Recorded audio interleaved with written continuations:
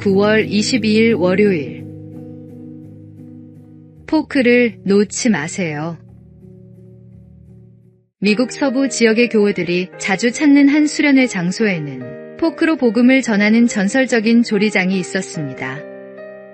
40년 동안 시설을 찾는 성도들에게 맛있는 요리를 만들어주던 조리장은 무엇보다 디저트에 가장 공을 들였습니다. 식사가 끝나고 디저트가 나오기 직전에 조리장은 식당으로 나와 사람들을 주목시키고 다음과 같이 외쳤습니다. 여러분, 아직 포크를 내려놓지 마세요. 가장 맛있는 요리인 디저트가 아직 나오지 않았습니다. 우리에게 가장 큰 기쁨과 행복이 될 천국이 아직 오지 않은 것과 같이요. 세상을 살아가며 크고 작은 고난이 있을지라도 결국 마지막은 행복이 가득한 천국이 우리의 본향이라는 사실을 조리장은 요리를 통해 사람들에게 전하고 싶었습니다.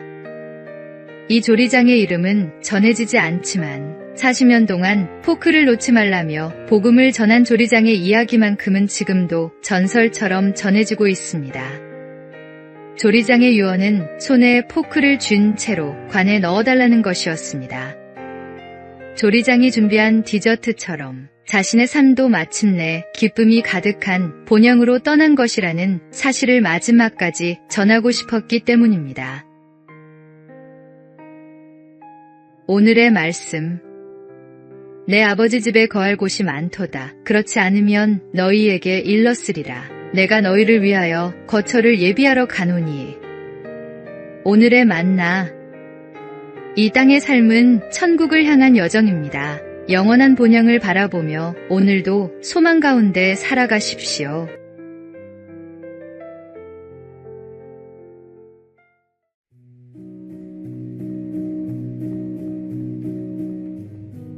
(9월 23일) 화요일.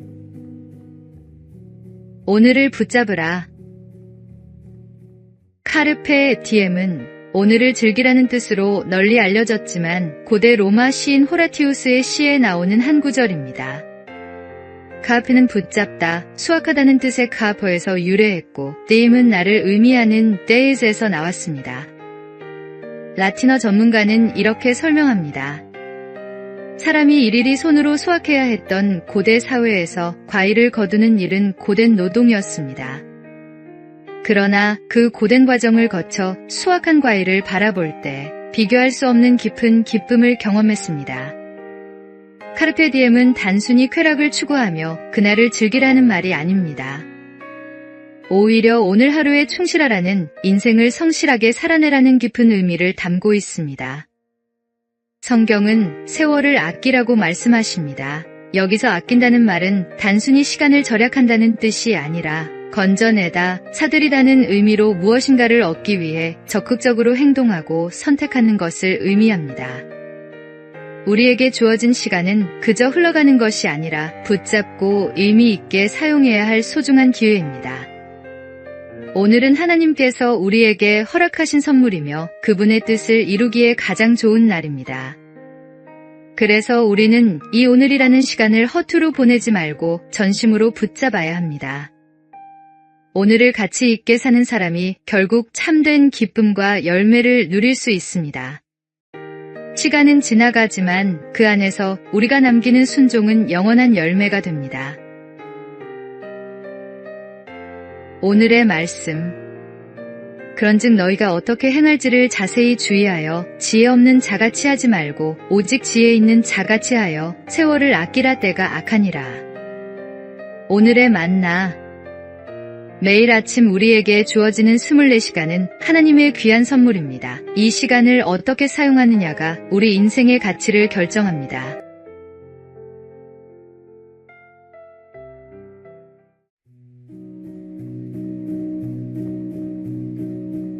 (9월 24일) 수요일. 은혜에 익숙해지지 않도록. 미우라 아야코가 쓴 소설 빙점은 지금까지 출판된 일본 소설 중에서 가장 많은 언어로 번역된 책이라고 합니다. 아야코는 폐결핵과 척추질환으로 13년 동안이나 병원에서 요양을 했습니다. 삶에 대한 미련도 꿈도 모두 잃어버린 아야코는 신실한 크리스천인 마에카와쇼의 헌신으로 주님을 만났고 그와의 결혼으로 인생의 희망을 찾을 수 있었습니다. 병약한 아야코의 모든 수발을 들고 소설가라는 꿈을 응원해준 남편의 헌신은 진정한 사랑이 아니고서는 감당할 수 없는 수고였습니다.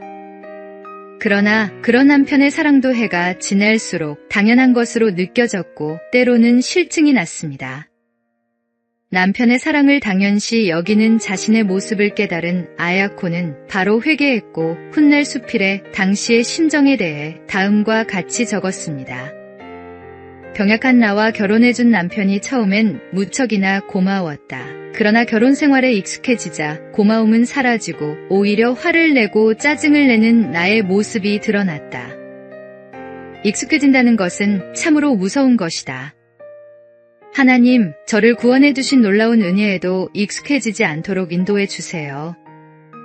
은혜에 익숙해질 때 죄에 무뎌지고 회개를 잊게 됩니다. 십자가의 놀라운 은혜는 매주 매일 새로운 감격으로 우리 마음에 샘솟아야 합니다. 오늘의 말씀. 그러므로 우리는 긍휼하심을 받고 때를 따라 돕는 은혜를 얻기 위하여 은혜의 보좌 앞에 담대히 나아갈 것이니라. 오늘의 만나. 하나님의 은혜는 매일 새롭습니다. 익숙함에 속아 감사를 잃지 말고 날마다 새로운 마음으로 주님의 사랑을 누리십시오.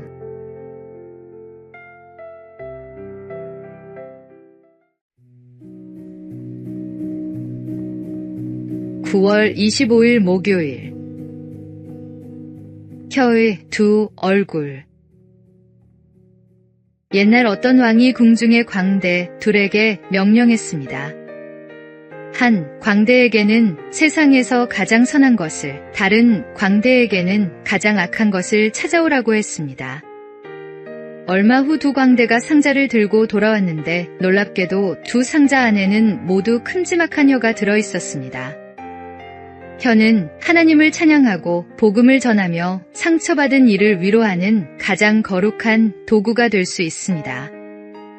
동시에 남을 비방하고 거짓말로 중상모략하며 저주하는 가장 파괴적인 무기가 되기도 합니다. 야고보서는 혀를 작은 불에 비유했습니다.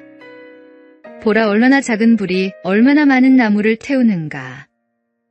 작은 말 한마디가 관계를 파괴하고 공동체를 무너뜨리며 사람의 마음에 씻을 수 없는 상처를 남길 수 있습니다.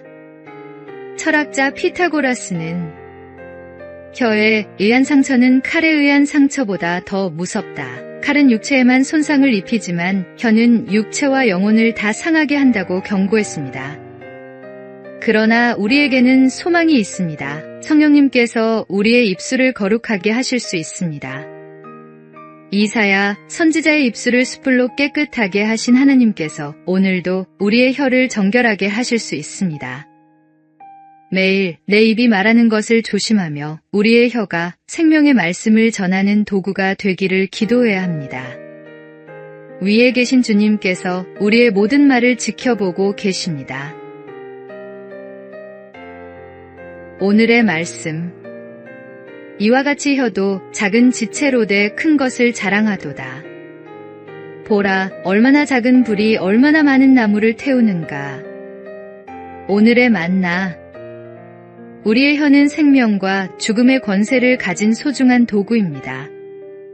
오늘 하루 나의 모든 말이 하나님께 영광이 되고 이웃에게 덕이 되기를 기도해 보시기 바랍니다.